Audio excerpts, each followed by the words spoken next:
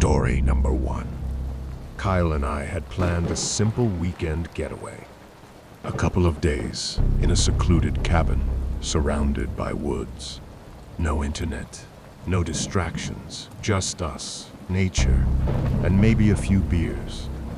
It was supposed to be relaxing, a break from the daily grind.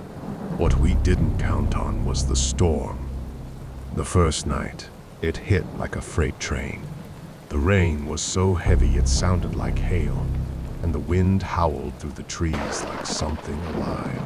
By midnight, the power was out, and we were sitting in the dark with nothing but the flickering light of a few candles. I should have been tired, but there was this unsettling feeling crawling under my skin. Kyle tried to laugh it off. "Storms like this are no big deal. Seen worse," he said, leaning back in his chair. But I could see the nervousness in his eyes. The cabin was old, creaking with every gust of wind, and the constant flashes of lightning made the place feel more like a haunted house than a cozy retreat.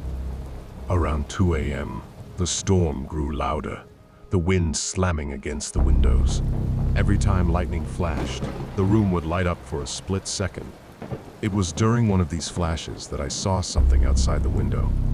A figure, standing just at the edge of the tree line. I froze. "Kyle," I whispered, not taking my eyes off the window. "There's someone out there." He turned, squinting through the rain-streaked glass. "You sure?" "I can't see anything," but I had seen it. Someone was out there, standing still, watching us. My heart raced. We stared out the window, waiting for the next flash of lightning. When it came, the figure was closer, almost pressed up against the window. Its face, pale and lifeless. I grabbed a flashlight and shined it out the window, but there was nothing there. Just rain and trees. "We're leaving," I muttered, grabbing my coat. But as we made for the door, something slammed against it from the outside. A heavy, deliberate knock. Kyle grabbed the nearest thing that could be a weapon, an old iron poker from the fireplace. I stood frozen in place as the knocking grew louder, more frantic. Then, as suddenly as it had started, it stopped. We didn't sleep that night. The storm raged on, but whatever had been outside seemed to be gone. When daylight finally broke, we packed up and left without a word. Whatever had been outside that cabin wasn't human, and I have no intention of ever finding out what it was. I don't know why I ever agreed to visit the old house on the hill. Maybe it was the storm that made it seem less intimidating. Or maybe it was just morbid curiosity. The place had been abandoned for years. Everyone in town knew that. But I was restless, and when the storm rolled in, I figured there'd be no better time to check it out. The rain was pouring down in sheets by the time I reached the front door, lightning cracking overhead. The door was slightly ajar, creaking as I pushed it open. Inside, the house was exactly what I expected. Dusty, decayed, and filled with the overwhelming stench of mildew. The sound of rain drumming against the roof echoed through the halls. I was about to turn back when I heard it. A whisper, faint but unmistakable. My heart skipped a beat. I stood there for a second, trying to convince myself it was just the wind. But the whisper came again, clearer this time, coming from somewhere deeper in the house. Against my better judgment, I followed the sound, my pulse pounding in my ears. The whisper led me to the basement door, half rotted and hanging off its hinges. I stared at it, feeling a creeping dread settle over me. I didn't want to go down there, but I couldn't stop myself. I descended the stairs, the musty air growing thicker with each step. The basement was pitch black, save for the occasional flicker of lightning through the tiny windows. And then, in one of those flickers, I saw it. A figure in the corner. I froze, my breath catching in my throat. The lightning flashed again, and the figure was gone. I took a step back, my hands shaking, and then the door at the top of the stairs slammed shut. Panic surged through me as I scrambled up the stairs, banging on the door, but it wouldn't budge. I was trapped. And then, through the door, I heard the whisper again. I banged the door several times until it finally opened. But before I could run through, something grabbed my leg and started pushing me down. I fell on my back as I turned around and saw the figure from before. It was clearer now. It looked like a homeless man. His face was disfigured. But to be honest, I am not sure of what I saw because of all the adrenaline. I just wanted to escape. With my free leg, I kicked him as hard as I could and ran, my legs wobbling beneath me as I stumbled through the darkened basement. My heart was pounding, and I didn't even stop to check if he was still behind me. All I knew was that I needed to get out of that house fast. The rain outside roared, the storm in full force now, and I could hear the wind howling through the broken windows. But I didn't care. The outside, no matter how fierce the storm, was safer than in here with that thing. I rushed through the hallway, hearing footsteps behind me. Faster now, closer. I nearly slipped on the wet floor as I reached the front door, yanking it open. I darted out into the night, the cold rain slamming into me like a wall. Lightning illuminated the landscape, and for a brief moment, I could see the shape of the house looming over me like a dark shadow. I didn't stop running. The wind was deafening, the storm relentless. The muddy ground sucked at my shoes, slowing me down. But the terror inside me pushed me forward. Behind me, I could hear the door slam open again. He was coming for me. Thunder crashed overhead as I sprinted through the yard, heading for the tree line just beyond the house. The rain was blinding, turning everything into a blur. I couldn't see more than a few feet ahead of me, but I knew I had to keep going. I slipped and fell, crashing hard into the mud. For a moment, I thought it was over. I turned, and in the brief flash of lightning, I saw him again, standing just outside the house, his silhouette distorted by the storm. He wasn't moving, just watching. A jolt of fear coursed through me, and I forced myself to get up, slipping and sliding as I raced into the trees. The branches whipped at my face, the storm growing more violent by the second, but I didn't stop. I couldn't stop. Suddenly, the ground disappeared beneath me, and I tumbled down a small hill, rolling through the mud until I hit a large tree. The impact knocked the wind out of me, and I lay there for a moment, gasping for breath. The rain continued to pour, cold and unrelenting. I was soaked, shivering, my mind racing. I glanced back up the hill, but I couldn't see him. Maybe I'd lost him. Maybe he wasn't following me anymore. But then I heard it again, that whisper, faint but unmistakable, carried on the wind. My blood ran cold. I pushed myself up and limped deeper into the woods.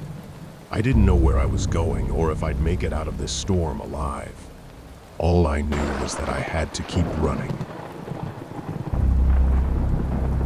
Want to be part of the stories? Join my Patreon, and I'll draw you or two characters of your choice as part of the horror universe I create. With exclusive rewards like shoutouts and custom art, you'll directly support the channel while becoming a unique part of the content.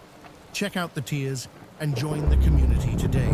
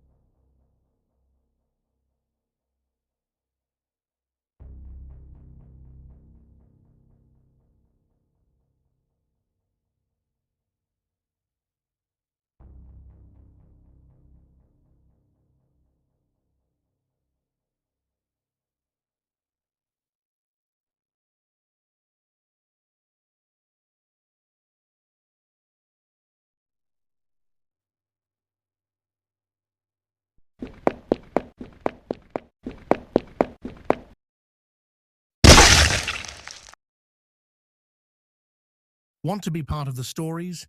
Join my Patreon, and I'll draw you or two characters of your choice as part of the horror universe I create. With exclusive rewards like shoutouts and custom art, you'll directly support the channel while becoming a unique part of the content. Check out the tiers and join the community today. I'm a 25-year-old guy, and one evening I was scrolling through my Facebook when a woman named Aisha, she messaged me. She said hello. That usually doesn't happen to me.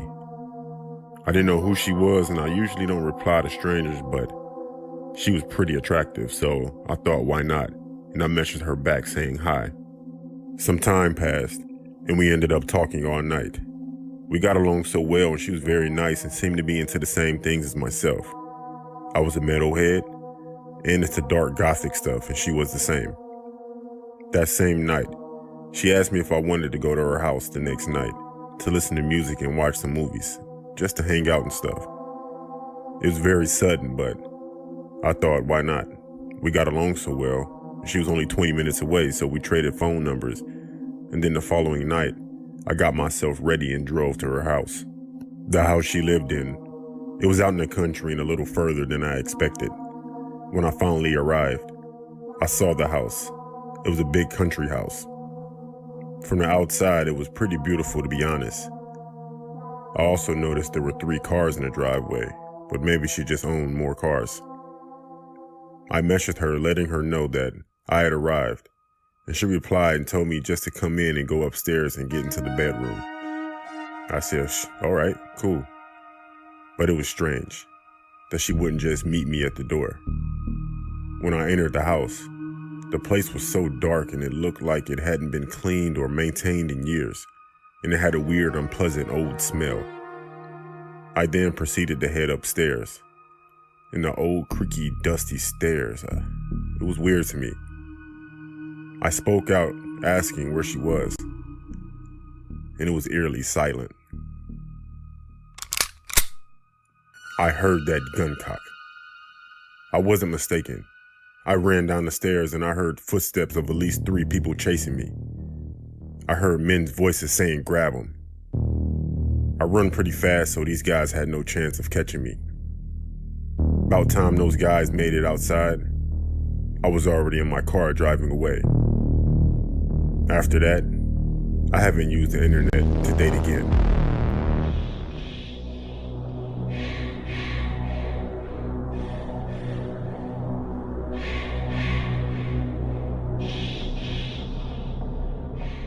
A few years back, I lived with my mother and German Shepherd in a 2-bedroom rented townhome. I got home from work one day and went about my daily routine. When it came time to eat dinner, I knocked on my mom's door to come and eat. I smelled cigarette smoke and heard her grunt a response. So I went back down and ate alone. I figured I would just put a plate away for her. Fast forward to about 2 a.m. I am awoken by someone holding my hand and gently shaking it. I immediately shoot straight up and look around. My dog, who is overly protective and sleeps with me every single night, isn't in bed. She isn't even in the room. She most definitely was on my bed when I went to sleep. I sleep with my bedroom door shut and locked. But for some reason, she is scratching at my closed door, and it's locked. She's on the outside of the bedroom, in the hallway. Frantic, I bolt for the door, let her in, and she's searching the whole room. I'm now yelling for my mother, no answer. I force my dog to walk down the hallway with me. I still smell cigarette smoke. I bang on my mom's door, no answer. So I just open it. She isn't even home. The bed is made and her TV is off. My dog and I searched for the whole entire house. Nothing was out of place. All the doors and windows are still locked. I was freaked out, to say the least. The next day I called my mom and she told me that she left early that day before to go visit my sick grandfather. To this day, I'm still creeped out by that situation.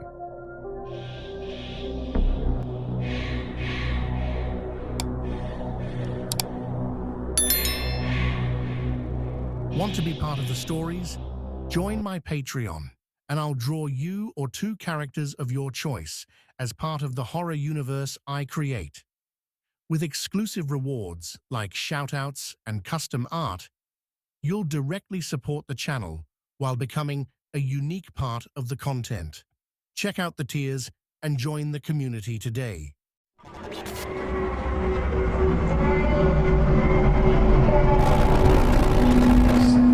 Nightmare Files.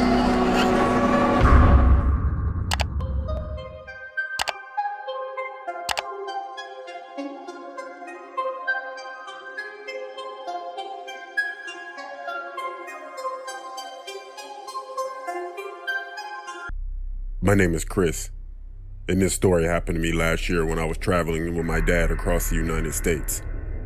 We were traveling in our RV. We were visiting Nevada. And of course, we had to go and check out Area 51. By the time we got there, it was pretty late and quite dark out.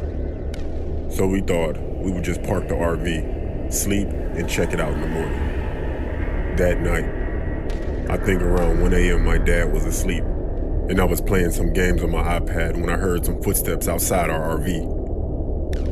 I took one of my earplugs out so I could listen better, and it sounded like someone was slowly pacing.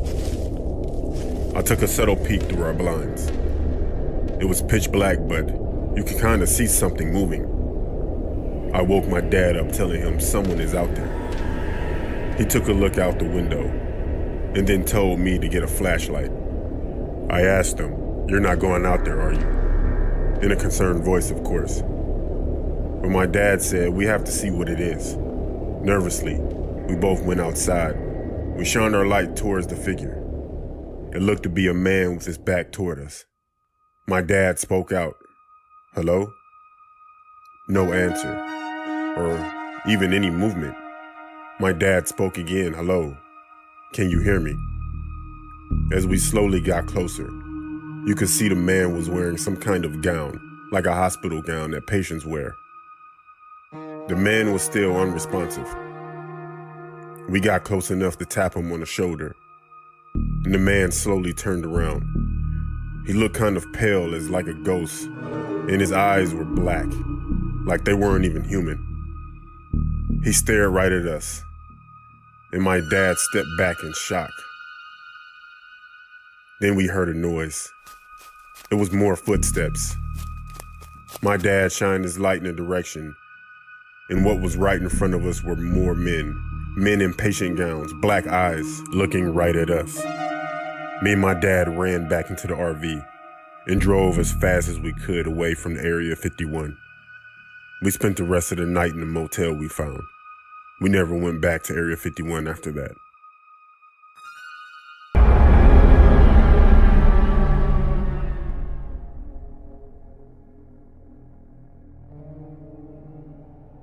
My name is Dave, and I'm 22 years old, but this story happened about 3 years ago.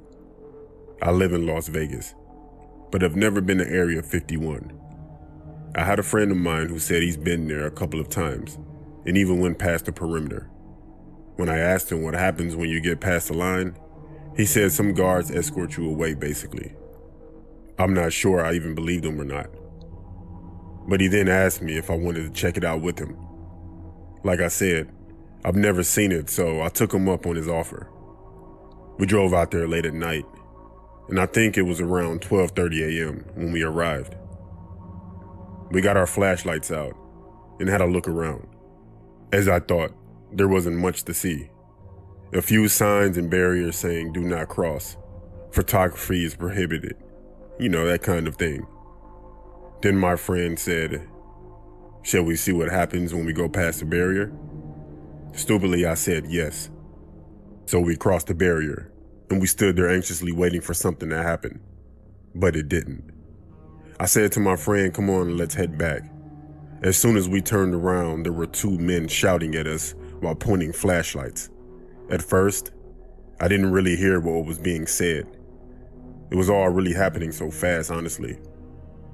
But the two men weren't speaking English.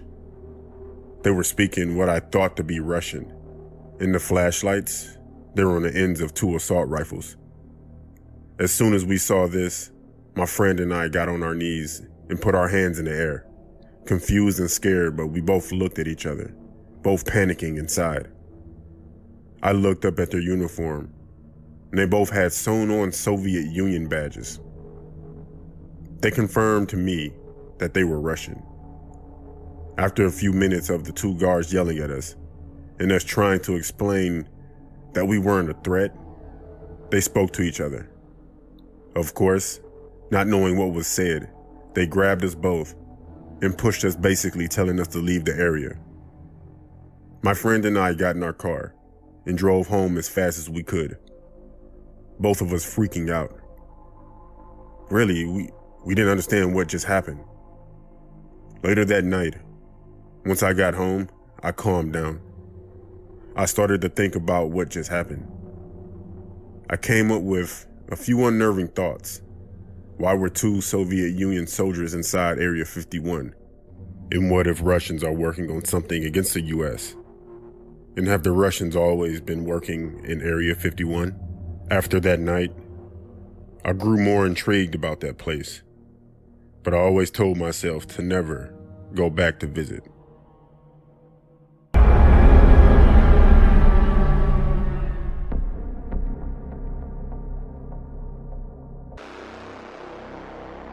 As a kid, I used to live in Nevada, near Area 51. Our parents were in the military, so we lived on Nellis Air Force Base. My friends and I would always do crazy stuff, but one night in the summer, between our 10th and 11th grade years, we decided to go camping out in the desert. We set up camp, then we got bored and decided to go near Area 51, of course. We packed up our stuff and started moving. We set up camp again near the border and started sneaking around like ninjas, but giggling like little girls. We came up on a boulder and began to hide behind it. Then out of nowhere, we saw a truck coming down the road without his lights on. So we stayed behind the boulder. Then the truck turned on his lights, his bright lights, and began speeding toward us, so we picked up and booked it. We got to the border and the truck stopped. We thought it was funny, and we went into our tents and we went to sleep. Then all of a sudden, I woke up from the sound of my cell phone ringing, but the weird thing is, I was in my room at home, and my friend called me asking what happened. None of us have any memories after we got back into our tents. Honestly, no more Area 51 adventures for us, and I advise you not to go there either.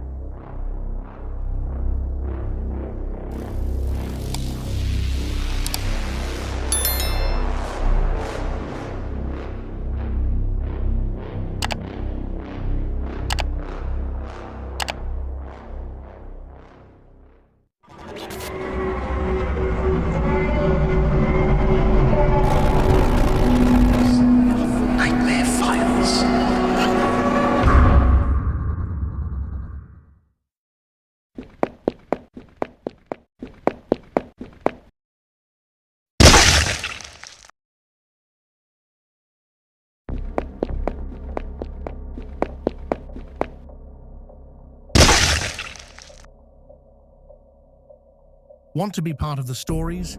Join my Patreon, and I'll draw you or two characters of your choice as part of the horror universe I create. With exclusive rewards like shoutouts and custom art, you'll directly support the channel while becoming a unique part of the content. Check out the tiers and join the community today. Alone in the apartment.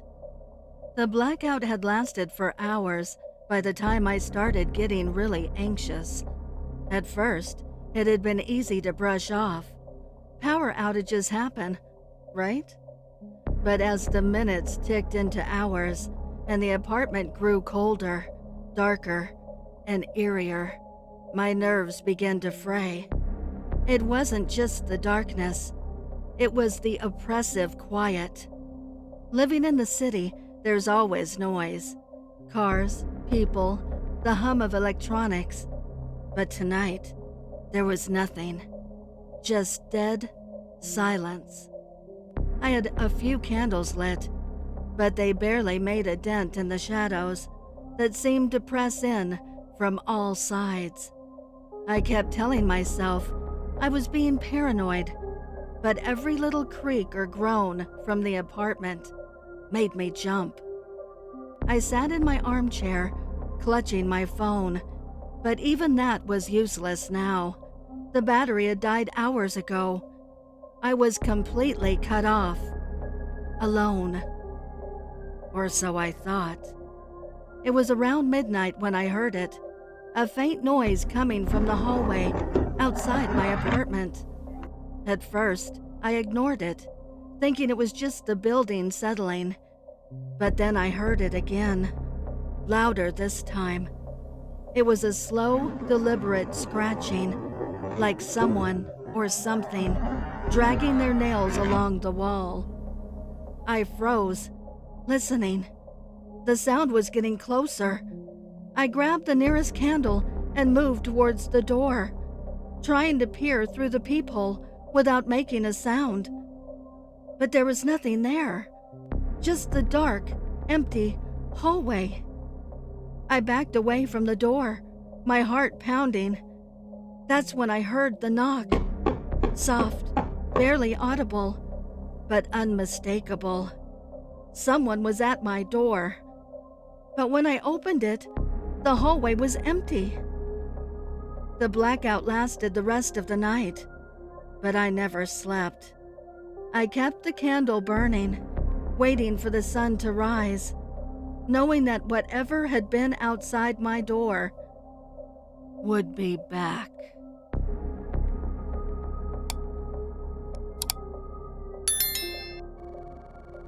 Want to be part of the stories?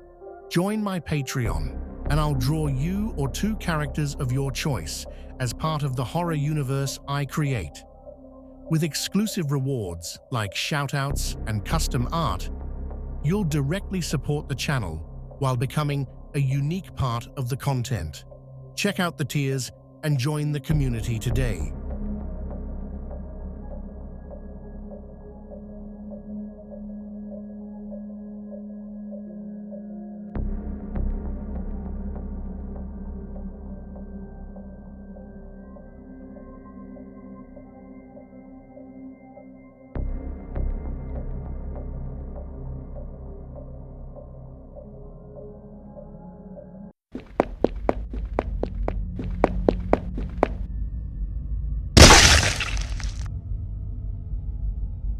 Want to be part of the stories? Join my Patreon, and I'll draw you or two characters of your choice as part of the horror universe I create. With exclusive rewards like shoutouts and custom art, you'll directly support the channel while becoming a unique part of the content. Check out the tiers and join the community today. It was a typical summer night when the power went out. The air was heavy with humidity, and the only relief from the heat had been my fan. Now that the electricity was gone, the apartment quickly filled with a stifling silence, broken only by the occasional distant rumble of thunder. I fumbled for my phone, using its screen to light my way around. The whole block must have been hit. Looking out the window, I saw nothing but blackness. No streetlights, no headlights, just darkness. It wasn't long before the oppressive quiet of the blackout started to get to me. I lit a few candles and tried to calm myself down. I've never been afraid of the dark, but there was something about this darkness. It was complete and absolute. It made me uneasy. As I sat on the couch, the faintest sound caught my attention. A soft, almost imperceptible scraping, like something brushing against the floor. I told myself it was nothing, maybe a tree branch outside, but the sound grew louder, more insistent. My pulse quickened as I grabbed the flashlight from the drawer and aimed it toward the hallway. The beam illuminated nothing but an empty corridor. I exhaled, trying to convince myself it was all in my head. But the sound continued. It was closer now, coming from just beyond the beam of light, but no matter where I pointed the flashlight, there was nothing there. Suddenly, the light flickered and went out, plunging me into darkness again. My heart pounded in my chest as I scrambled to relight a candle. In the brief moments before the flame caught, I felt it. A presence standing behind me, close enough that I could feel its cold breath on the back of my neck. But there was nothing, no one, just the oppressive blackness. But I knew then I wasn't alone in my apartment anymore.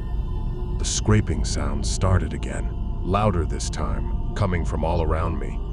I backed into a corner, and that's when I saw it, a shadow, darker than the blackness around it, moving across the wall. It wasn't cast by anything. It moved with purpose, inching closer to me, stretching out long, thin fingers that clawed at the edges of the room.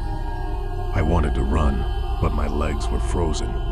I watched in horror as the shadow grew larger, enveloping the room. A few seconds passed in the dark before I heard fast footsteps rushing in my direction. I ran as fast as I could, stumbling, hitting everything in my way until I found the door. After opening it, I dashed to my neighbor's apartment and asked to stay there because I was too afraid to be alone during the blackout. The next day, I returned home and everything was in place, like nothing had happened. But I knew I hadn't imagined it. Something was there with me, and I'm terrified of the next blackout. Want to be part of the stories? Join my Patreon, and I'll draw you or two characters of your choice as part of the horror universe I create. With exclusive rewards like shoutouts and custom art, you'll directly support the channel while becoming a unique part of the content. Check out the tiers and join the community today.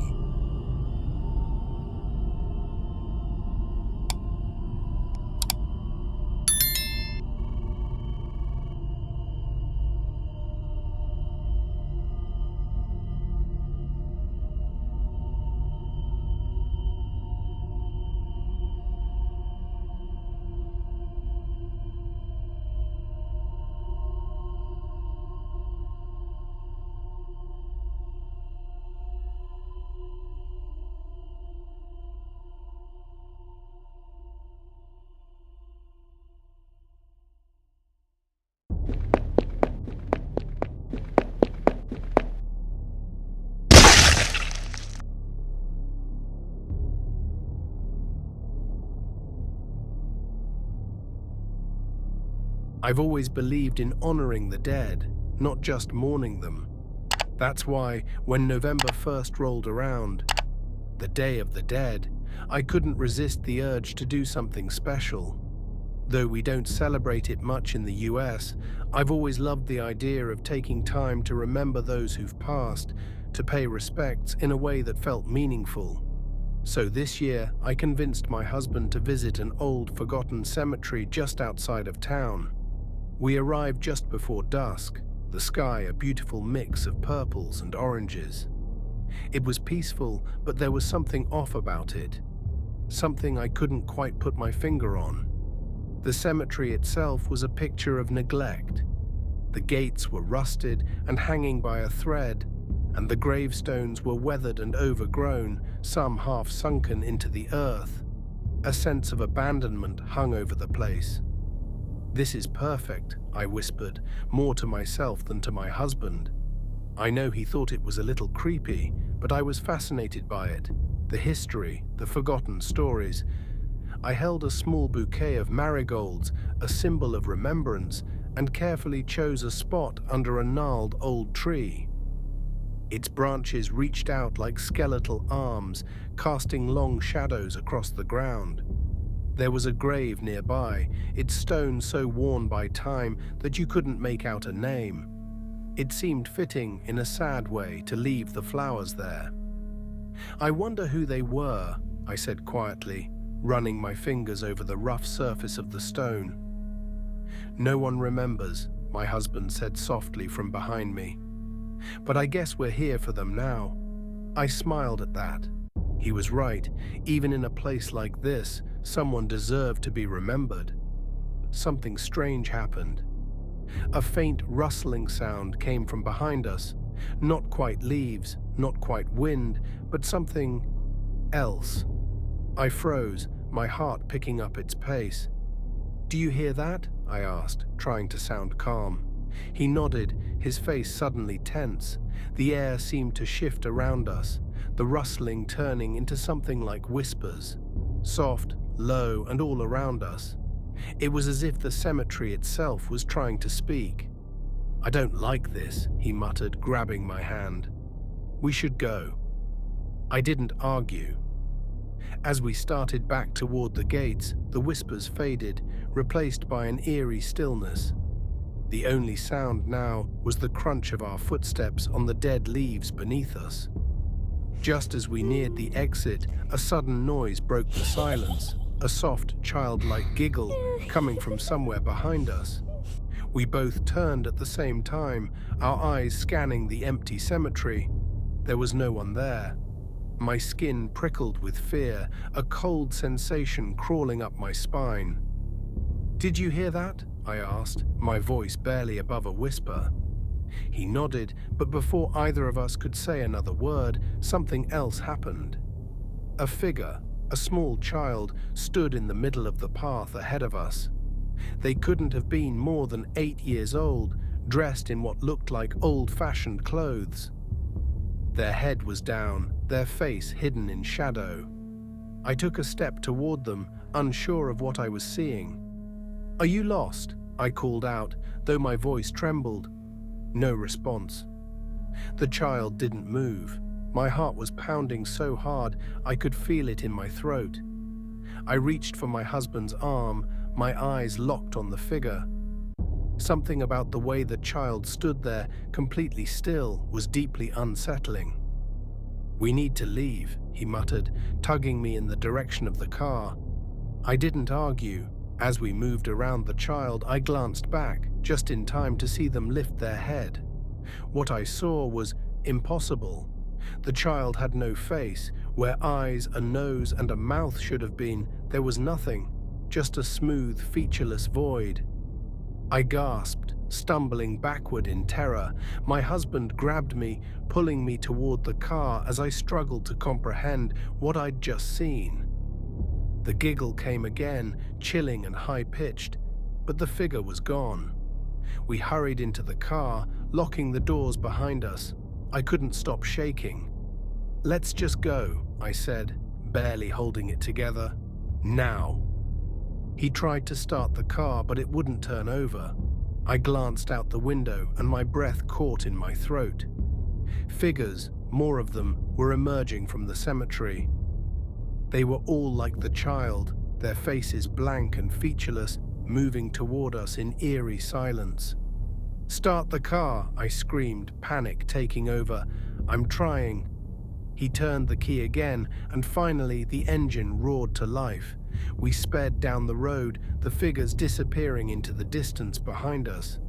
Neither of us spoke the entire way home, both too shaken to process what had just happened. That night, I barely slept. Every creak of the house made my heart race. Around 3 a.m., just as I was starting to drift off, I heard it again, a soft, childlike giggle echoing through the hallway. I sat up in bed, my skin cold with fear. My husband was already awake, staring at the door. We didn't need to say anything. We both knew. Whatever it was, it had followed us home.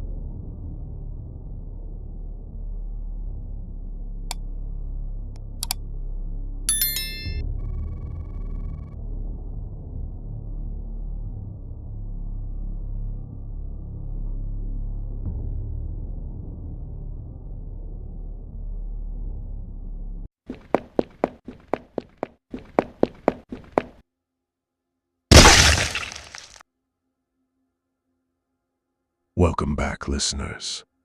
This is the Curator. I have 5 creepy stories for you today, told on behalf of the Darkest Tales Animation Studio. I stood before the old asylum, its crumbling walls towering like a dark omen.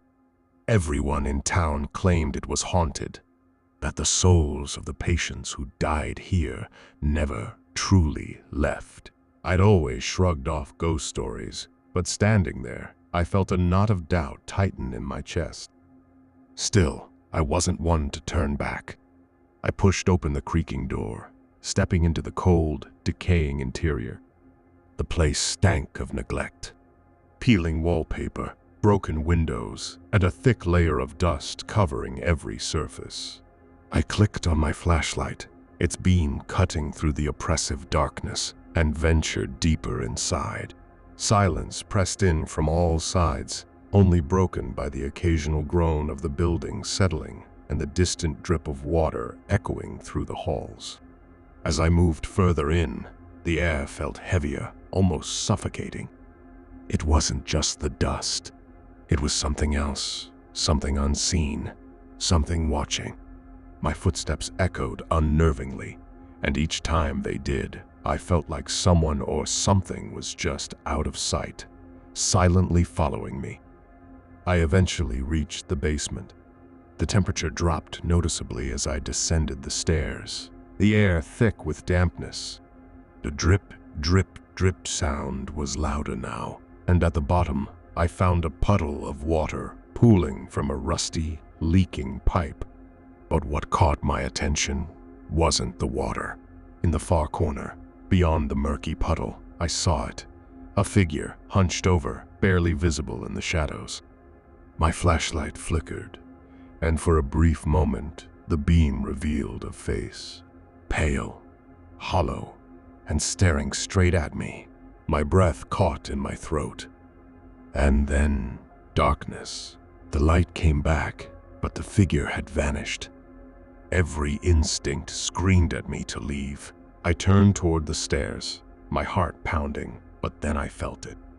A cold breath against the back of my neck. I spun around, shining my flashlight into the gloom, but there was nothing. Yet, the sound of footsteps returned. Closer now, heavy, dragging footsteps, shuffling toward me.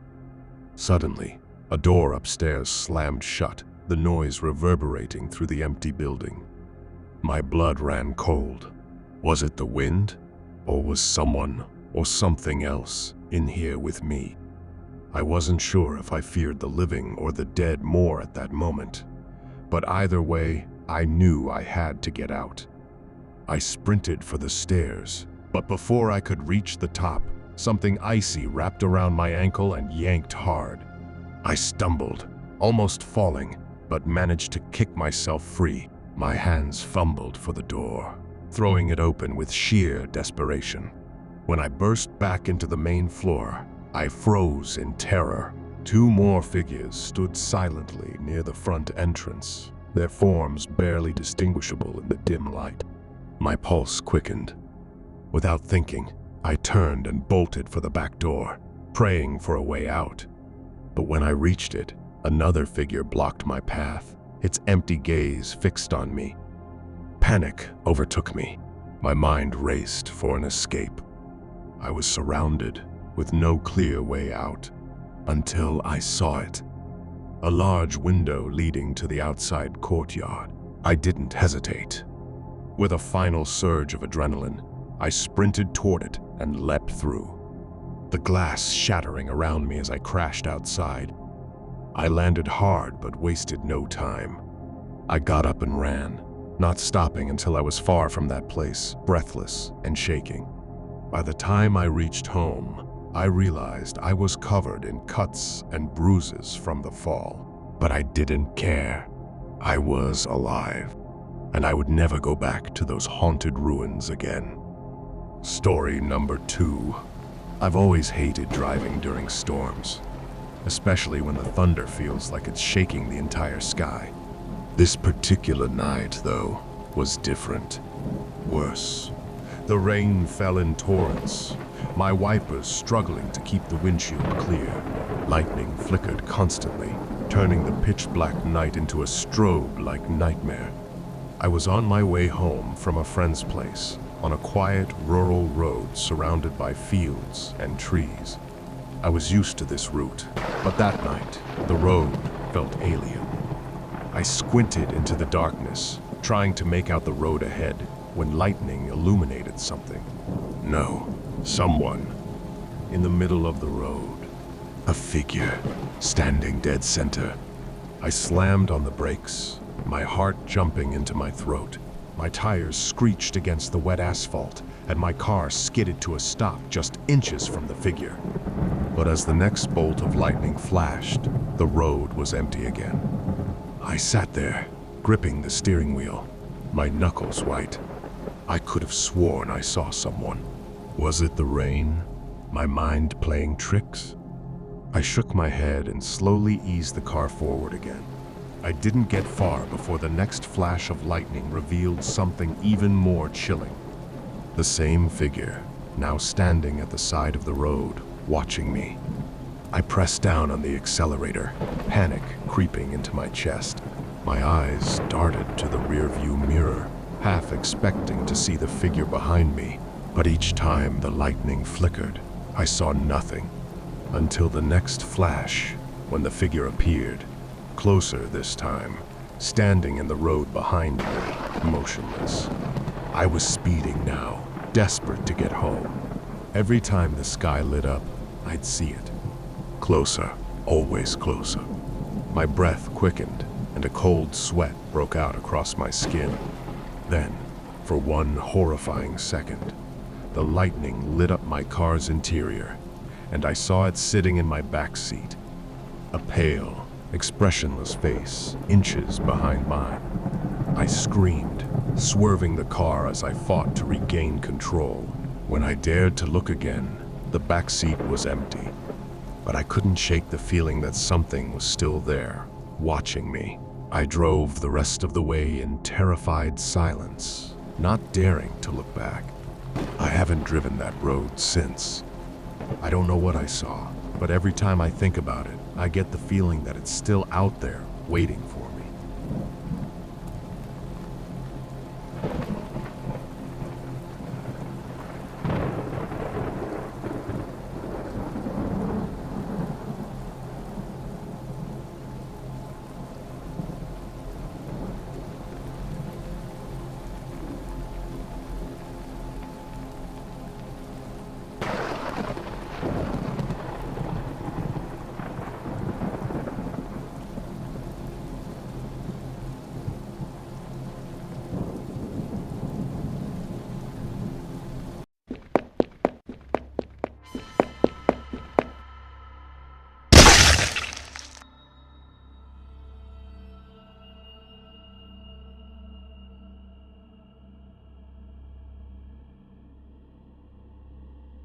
I couldn't see more than a few feet ahead.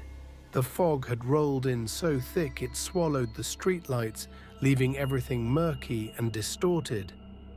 My car had broken down miles ago, and now I was walking along this desolate road, hoping to stumble upon a gas station or someone who could help. Each step echoed in the silence, but then I heard it. A second set of footsteps, quiet, deliberate, following me. I stopped, my heart hammering in my chest, and glanced back. Nothing, just swirling fog. Just my imagination, I muttered, trying to shake off the creeping dread. But as soon as I started walking again, the footsteps returned, matching mine. I quickened my pace. So did they. Panic gnawed at the edges of my mind. I wasn't alone. Someone, or something, was in the fog with me. Out of nowhere, a figure appeared ahead. A woman wearing ragged clothes stood motionless, watching me through the haze. I froze, my mouth dry. Before I could react, the fog thickened, wrapping around her like a shroud. She vanished. I blinked, heart racing. Had I imagined it? Number it was too real, but the footsteps, they were closer now. Without thinking, I bolted, running down the road as fast as I could, but the fog clung to me, trying to slow me down.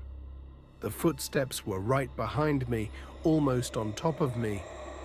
And then a scream. A blood-curdling, high-pitched scream that echoed through the fog. I skidded to a stop, my breath coming in ragged gasps. That's when I heard it. Breathing. ragged, shallow breathing just inches away. I spun around and there she was, her hollow eyes staring straight into mine. I screamed, stumbling backward, sprinting until I saw the dim glow of a gas station's lights up ahead. I didn't stop running until I was inside. I don't know who that woman was, but there is a local legend of a woman that disappeared in the late 70s. The last place she was seen was on this road.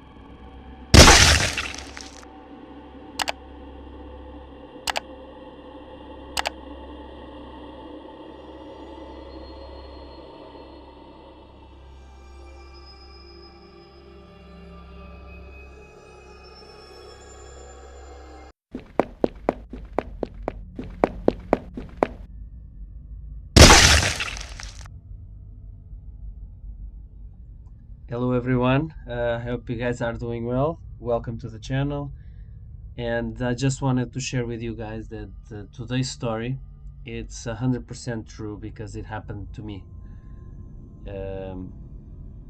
So I wanted to share this. I have been for a while wanting to share these stories that happened to me when I was younger. I never share this with anyone. Except with my girlfriend, that I've talked openly about this, but I wanted to share with you guys as well. Try to describe in as much detail as I can, so you guys can see if you know what was it, or if you had something similar happening to you. You guys will let me know. Okay, so thank you and enjoy the video. The dark corners of my house. To tell you this story, I have to go back many years, back when I was a child. I think I was about 7 years old when it happened for the first time. So as I was saying, I was 7 years old, and I was in the kitchen with my mother when I felt the need to go to the bathroom. We lived in an apartment on the second floor, I still remember. As I was reaching the bathroom, just as I was about to enter, I saw in the corner of the bathroom, right by the door, the shadow of someone with their back to the door. Now, I say shadow because natural light didn't reach that bathroom if both window shutters were closed at both ends. Upon seeing the shadow, I remember letting out a scream that I think could be heard throughout the entire building, pure panic. My mother came running to me, and I told her, "There's someone in the bathroom." I remember her making an expression as if she didn't believe me, but she indulged me and went to check. When she got there, she found nothing, and of course, she told me I was imagining things. Several years passed until I had a similar experience again. I've always been afraid of the dark. I don't know if that's why I'm subject to such experiences. But as I was saying, this time I was 12 years old, and we were in our family's shared countryside house with uncles, aunts, cousins, etc. This time I was lying in bed and started looking at one of the corners of the room, the darkest one. Very slowly, I began to notice a silhouette emerging in the darkness. It wasn't a complete silhouette, but I started to notice the left arm and the left half of a face appearing. Instead of screaming, I froze, pure and simple. I didn't know how to react, and I was in absolute panic. I wanted to scream for help or for my parents, but I couldn't. I kept my gaze fixed on the silhouette, shadow or whatever it was. It was only a few seconds of terror, but as soon as I saw it appear, I also saw it slowly disappear into the darkness of the dark corner. This was the second experience. The third experience took less time to appear, just a 1-year difference from the second one. This time I was finishing brushing my teeth before going to bed. the bathroom is at the other end of the hallway, so I have to cross it. And I almost always do it with the light on, but for some reason I didn't this time. As soon as I finished brushing my teeth and started to go to my room, when I reached the door just before entering, I saw in the corner of the room the same silhouette I saw when I was 12 years old. It was all the same, but this time I managed to see a bit more of the face and noticed a few things despite the terror and sense of panic I felt at that moment. Its face was extremely deformed and the eye sockets didn't exist. They were just two black holes. I stood at the door of the room staring until the silhouette once again began to slowly disappear into the darkness of the corner. Since that day, I avoid being in dark rooms. I always sleep with a nightlight, and whenever I have to pass by a dark corner, I avoid looking at them because I always have the feeling that there's something there. Want to be part of the stories? Join my Patreon, and I'll draw you or two characters of your choice as part of the horror universe I create. With exclusive rewards like shoutouts and custom art, you'll directly support the channel while becoming a unique part of the content. Check out the tiers and join the community today.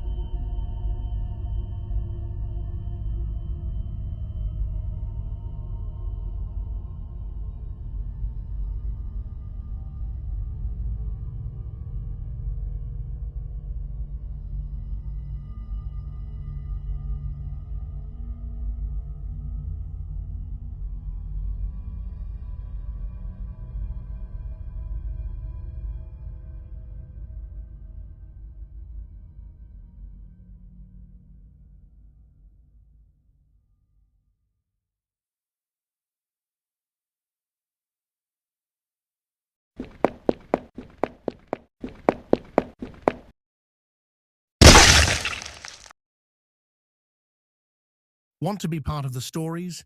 Join my Patreon, and I'll draw you or two characters of your choice as part of the horror universe I create. With exclusive rewards like shoutouts and custom art, you'll directly support the channel while becoming a unique part of the content. Check out the tiers and join the community today.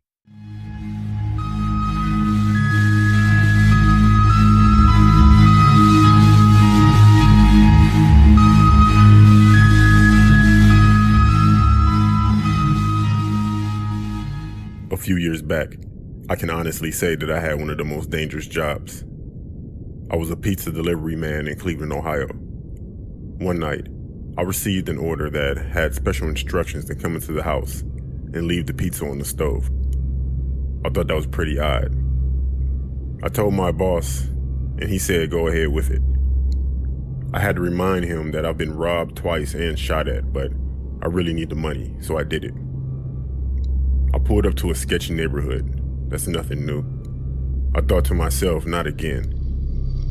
As I walked to the door, I had an uneasy feeling. I got to the door and I saw a note, and it said, "Doors open. Take the pizza to the kitchen." I walked in and all the lights were off except for the kitchen. When I walked in and I placed the pizza on the stovetop, just something didn't feel right. I started to walk out, and I heard the door open upstairs, followed by footsteps. Someone peeked around the wall on the stairs and yelled down the stairs, and they said, "Come upstairs, I have your tip." Then out of nowhere, I heard the scream of a woman. Right after that, I heard a man tell her, "Shut up before I choke you." That was my cue to book it out of there. I got into the car and I saw a girl banging on the upstairs window along with screaming. Then a man grabbed her from behind and she disappeared out of view. When I got back to the pizza joint, I told my boss. He called the police and I quit my job. I had way too many close calls working as a pizza delivery guy in Cleveland. I've been robbed, shot at, and now this. Never again will I do that. I never asked what happened with that situation. And honestly, I don't care to know.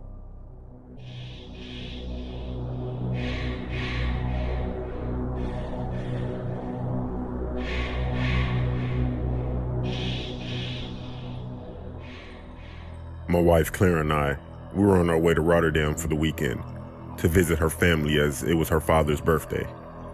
We live in Brussels, so the drive there took around 2 hours or so. So we left at around 9:30 p.m. because I got off late. About an hour into the drive, we decided to stop at a gas station to refuel, and we got some coffee. It was dark, cold, and pouring rain, so we didn't want to take too long. Claire went inside to get some coffee and some snacks. As I was putting gas to the car, I noticed a strange-looking man from the distance just staring at Claire as she went inside.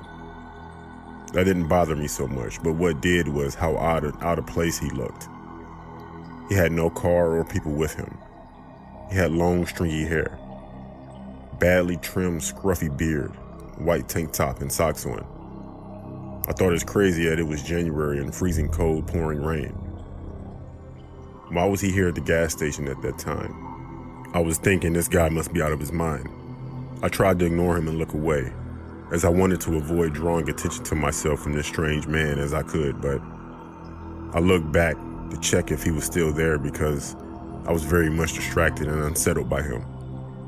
And I couldn't look away for long, but he was gone.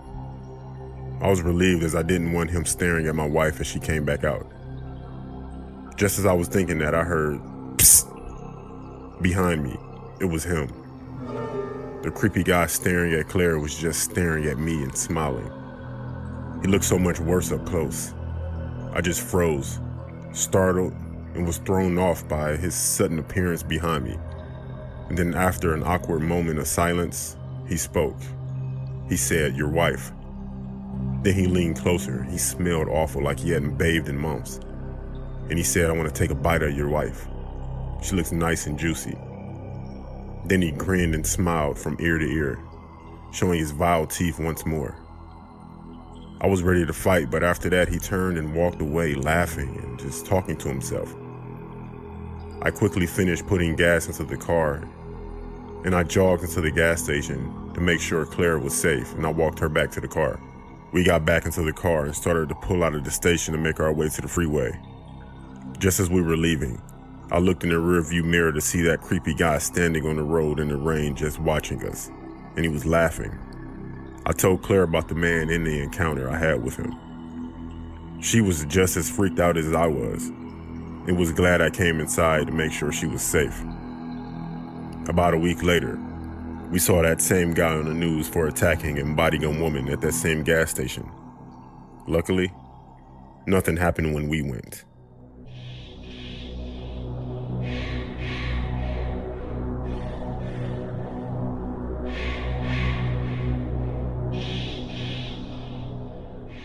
About 10 years ago when I was 12, I would always go into the nearby woods with my friends for most of the day. One night, we left pretty late. Usually I got home before dark, but today, I knew I wouldn't make it back, and I already knew my parents would be mad at me. We were walking in a group for a few blocks, then a couple of my friends split from us to go to their house. I started to notice that a van kept driving past us. I didn't think anything of it. And then my last friend split to go to her house. I had about 5 to 10 minutes left until mine. Then I see that van again, and it pulled up right beside me and stopped. The driver rolled down the front window. Then she told me that she can't find her son and she's been looking all evening. And she asked me if I seen him. I looked and I said no. Then she asked me if I wanted to get in her van to help find him. I said no again, and I looked forward. Then she asked me, am I sure? I didn't answer and I started to walk faster. Then all of a sudden, there was some guy in her back seat that said, "Let's just fucking snatch her." I looked at the van for a split second as the woman looked in the back seat and she sped up to park on the side of the street. I started running through yards. I heard the doors open and shut on the van, but I didn't look back until I got home. Nobody followed me. I told my parents and we called the cops. I never missed curfew after that.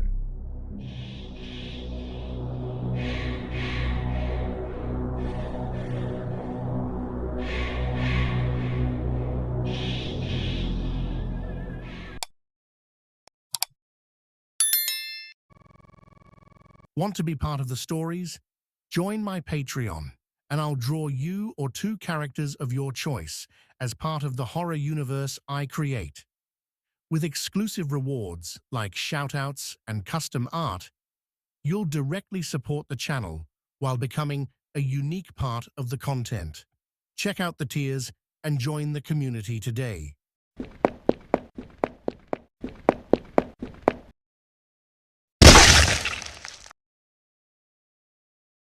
Want to be part of the stories? Join my Patreon, and I'll draw you or two characters of your choice as part of the horror universe I create. With exclusive rewards like shoutouts and custom art, you'll directly support the channel while becoming a unique part of the content. Check out the tiers and join the community today. So my aunt does witchcraft and card readings. One time while my mom was pregnant with me, they came up with the great idea to play with the Ouija board. They made contact with whatever spirit was out there, and instantly my aunt started to feel uncomfortable.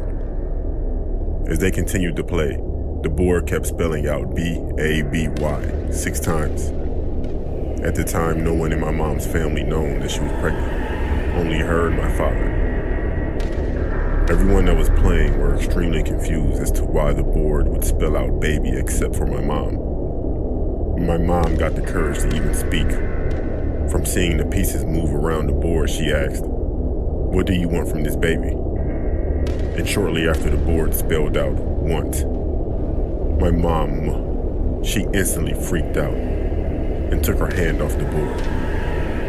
My aunt panicked, telling her to stay calm and if there was anything she needed to know about this baby.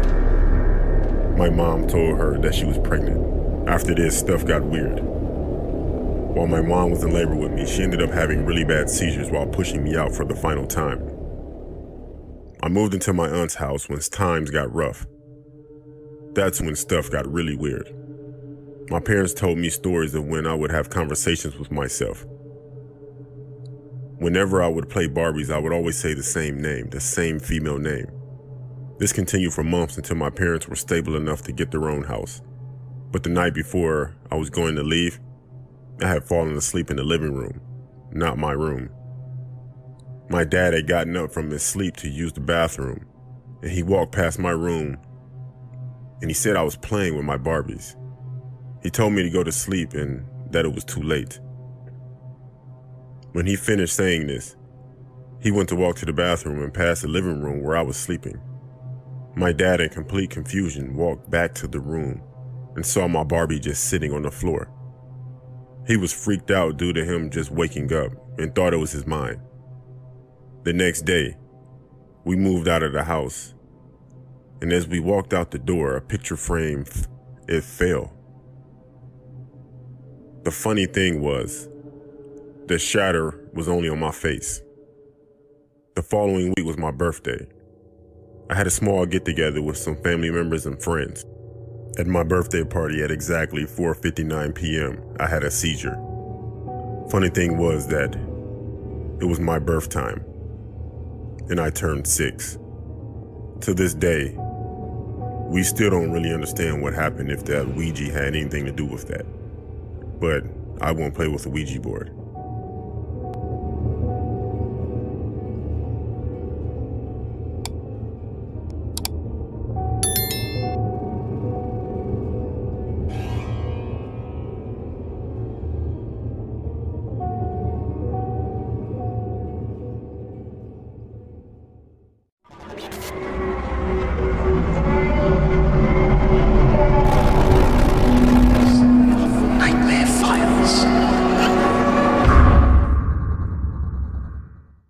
Want to be part of the stories? Join my Patreon, and I'll draw you or two characters of your choice as part of the horror universe I create. With exclusive rewards like shoutouts and custom art, you'll directly support the channel while becoming a unique part of the content. Check out the tiers and join the community today.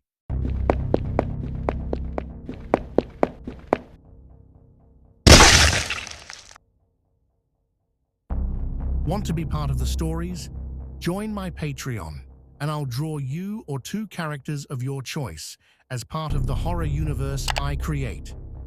With exclusive rewards like shoutouts and custom art, you'll directly support the channel while becoming a unique part of the content.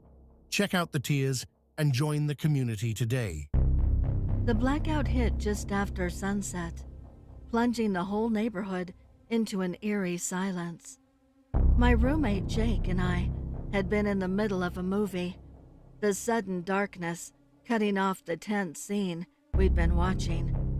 I laughed it off, but Jake wasn't as easygoing. He always hated blackouts, and this one seemed to get under his skin even more. We sat in silence for a moment, waiting for the lights to flicker back on, but nothing happened. Minutes stretched into an hour, and still, the power didn't return. Jake fidgeted, lighting a few candles around the living room. "This doesn't feel right," he muttered, glancing toward the window. "Relax," I said, standing up to grab a flashlight from the kitchen. "It's just a power outage." But when I came back, Jake was standing by the window, staring out into the street. "Something's out there," he whispered. I joined him at the window, peering through the darkness.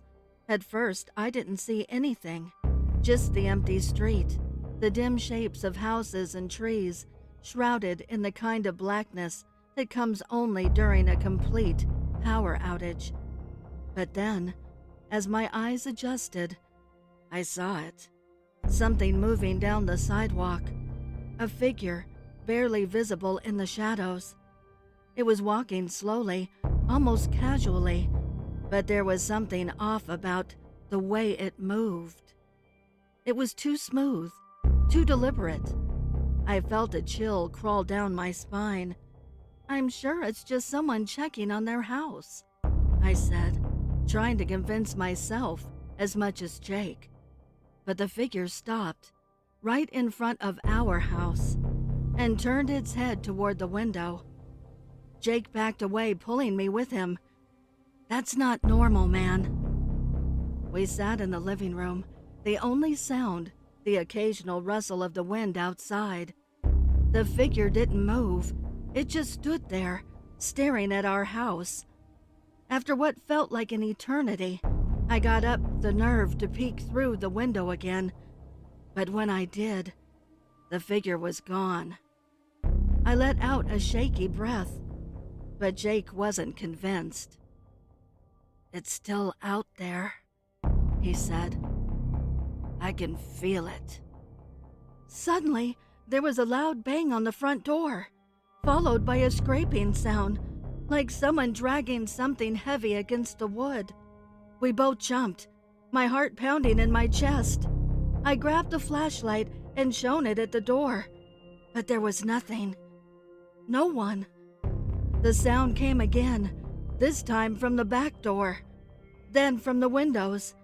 It was as if something was circling the house, tapping, scraping, banging, but never showing itself.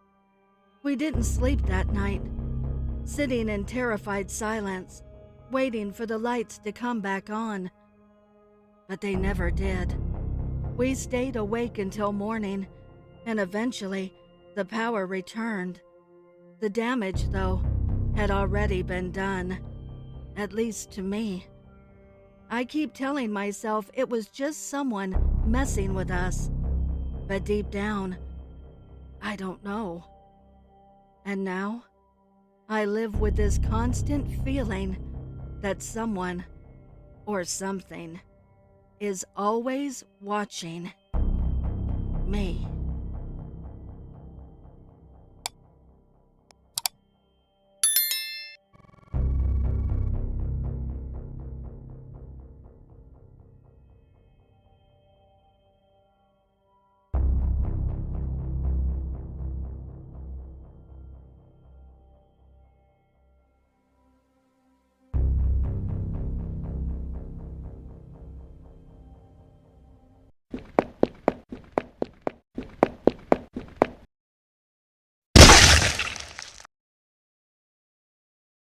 Want to be part of the stories?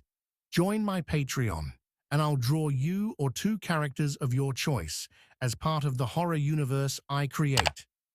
With exclusive rewards like shoutouts and custom art, you'll directly support the channel while becoming a unique part of the content. Check out the tiers and join the community today.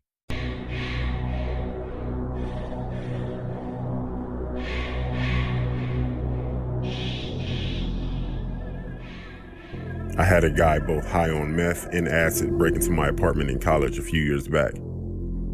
Somehow he was convinced that he lost his glasses inside. I'm doing dishes one day when my door just slammed open. Next thing I know, he's behind me and I'm being choked to death in my kitchen.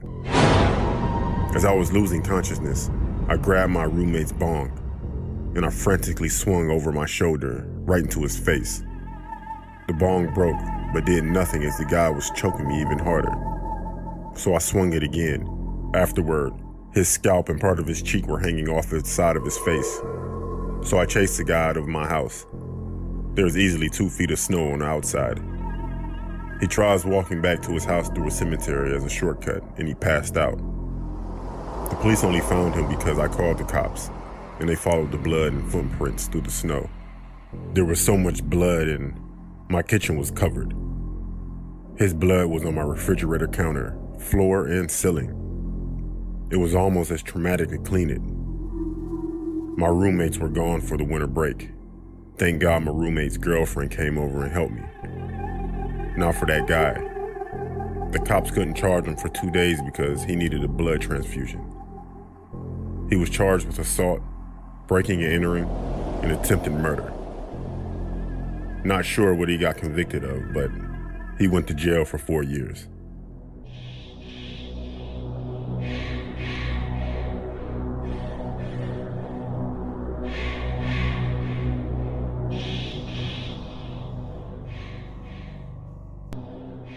When I was younger, my brother and I were staying up late playing video games since we didn't have school the next morning. It was maybe 3 a.m. when we decided to shut it down and get in bed. My room is at the end of the hall, while my brother's was right next to mine. After we shut it off and we put the controllers away, we both hear these heavy, slow footsteps coming from the kitchen. The kitchen was the only room without carpets, so they sounded pretty ominous. We gave each other a look, and I called out for my dad. Well, then the footstep sounds trailed back towards our laundry room, and it stopped.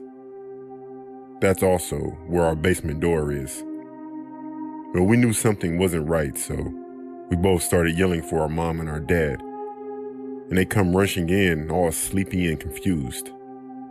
And we frantically explain what we heard. My dad goes and checks it out and tells us that all the doors were still locked and closed, and there wasn't anything showing that anyone was in the house. Maybe a good explanation for this is that someone just broke in and scurried away when we called out. But I always wondered, what if it was a ghost instead?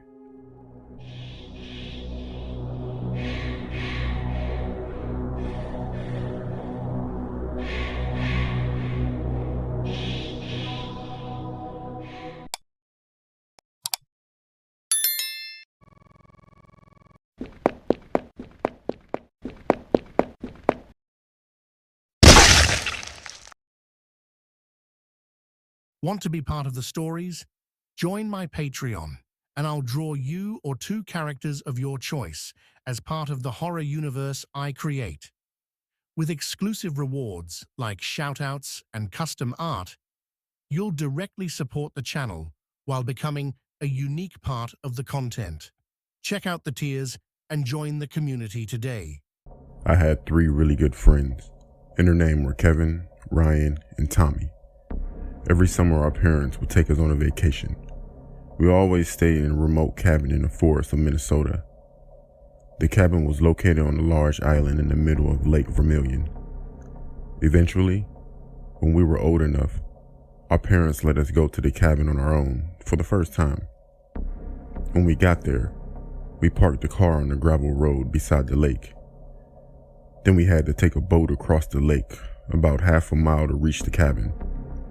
There were a few other cabins on the island, but they were all at least half a mile away.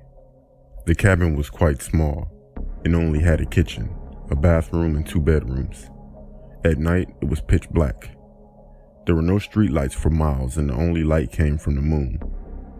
There were no curtains on the windows, so when you were sleeping at night, you could see the moon shining down on the trees and the lake outside.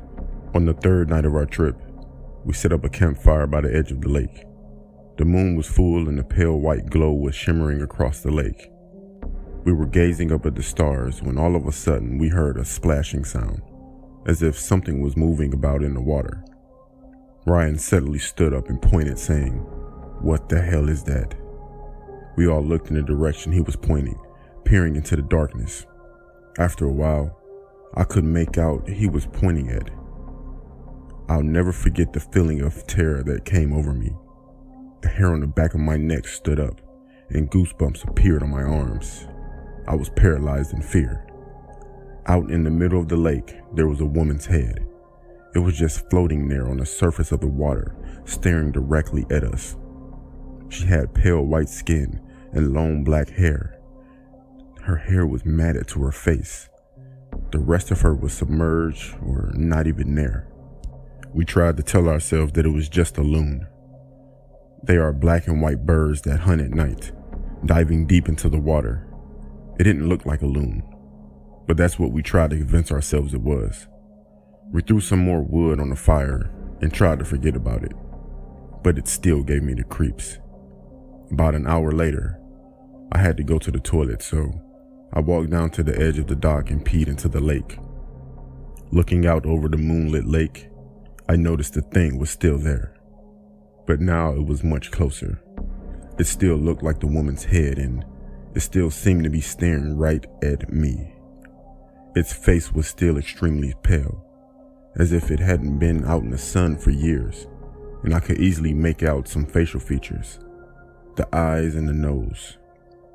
A feeling of incredible unease came over me as I realized it couldn't be a loon. There was no way a loon could just tread water for that long. There were no ripples around it either. It wasn't moving at all. It was just standing there, stiff as a board, submerged in the water. I immediately zipped up my pants and ran back up to the dock to where my friends were, sitting around the campfire. I told them what I'd seen, but none of them dared to go down to the dock to take a closer look. We tried to tell ourselves it was just a log or a tree branch, just floating out in the water. I could tell everyone else felt uneasy too. None of us really believed that. We went back into the cabin and we shut the door, locking it behind us. It was very late and we just needed sleep. None of us mentioned a thing in the lake. We were all trying to avoid talking about it, honestly. There were no curtains on the windows, and I was getting ready for bed. I couldn't help but taking one last look. Peering out of the window, I could see the lake clearly, illuminated by the full moon. But the thing wasn't there anymore. It had completely vanished. I let out a sigh of relief, thinking it was a log that just floated away, or else it sank below the surface. Or perhaps it had been a loon, and it finally flown away. It was very hot that night, and we had to sleep with the windows open. My friend Tommy and I slept in one bedroom, and my 2 other friends slept in the other. We left our bedroom doors open. I was finding it hard to sleep, very, very hard. It was the middle of the summer and there wasn't even a slight breeze. The heat was stifling. As I lay there, I thought I could hear someone walking around outside the cabin. I kept my eyes tightly shut and tried to tell myself it was just my imagination. It sounded like someone with bare, wet feet, pacing back and forth. I was trembling with fear, but I felt so weak I couldn't move. The footsteps They sounded like they were walking up the steps to the cabin door. I wanted to shout out to my friends, but I was frozen in terror. Then the footsteps turned around and sounded like they were running down the steps and toward the lake. After a while, the footsteps faded away, and there was only silence. I reached over and shook my friend Tommy. He was already awake and he claimed he had heard the footsteps as well. Just then, I was startled to see Ryan coming running into our room. When he stepped into the moonlight, I could see his face, and the expression on it was very, very disturbing. He told us, "We need to leave." I asked why. "What did you hear?" He said, "Let's just go," he insisted. "Let's get to the boat and it's time to go." He wouldn't answer. He just ran back into his room. We followed him and found Kevin sitting on his bed, already packing up his things. Ryan was running around frantically grabbing his stuff and stuffing it into a bag. "What's wrong?" I demanded. "Ryan, what the hell is wrong with you? Tell us." He just stopped in his tracks and stared at me. There was a haunted look in his eyes. I would never forget what he said. He told us he was turning over in his bed to get more comfortable when he suddenly saw at the top right corner of his window someone was peeking in. As soon as he set his eyes on it, the face vanished. He said all he saw was long black hair hanging down the window, ghostly white skin, and one large eye staring at him. When he said that, it chilled us to the bone. We realized that if the face was in the top right corner of the window, that meant the thing had to be damn near 8 feet tall, or else floating in midair. I felt like I was going to be sick. "Let's just go," Ryan said in a very serious tone. "Let's just go now." We all agreed and packed our stuff up as quickly as we could. We grabbed our bags and ran out of the cabin, locking the door behind us. As we scrambled down the front steps, I glanced to the side and I saw footprints, bare, wet footprints, in the dirt all around the cabin. We ran down to the boat and threw our stuff in. We untied the boat from the dock and we sped off. I looked back over my shoulder and stared at the island, but I didn't see anything moving. However, I had the strangest feeling that someone or something was watching us. When we finally reached the other side of the lake, we tied up the boat, stuffed our backpacks in the car, and drove off. We had been driving for about 10 minutes when, out of the blue, Ryan suddenly broke down sobbing. He kept saying over and over, "What was it, guys? What was it? What did we see?" On the way, we called our parents to tell them what happened. Ryan was freaking out, and we didn't know what to do. They told us to just get home safely and quickly. My friend's dad went up to the cabin a few days later and said he saw nothing out of the ordinary. However, he did mention that there were bare, wet footprints all around the cabin, which he thought was odd. Whatever Ryan saw in the window really hit him hard. After his breakdown, he had trouble sleeping and ended up having to go into therapy. They gave him some pills to calm him down and allow him to get a decent night's sleep. As time went on, he recovered and ended up being fine. But to this day, he still can't sleep unless the curtains on his window are completely shut. To this day, I still cannot explain what we saw in the lake that night. I never went back to the cabin. Tommy and Kevin had both gone back and everything was fine. But Ryan refuses to go back, and frankly, I'm with him on this one.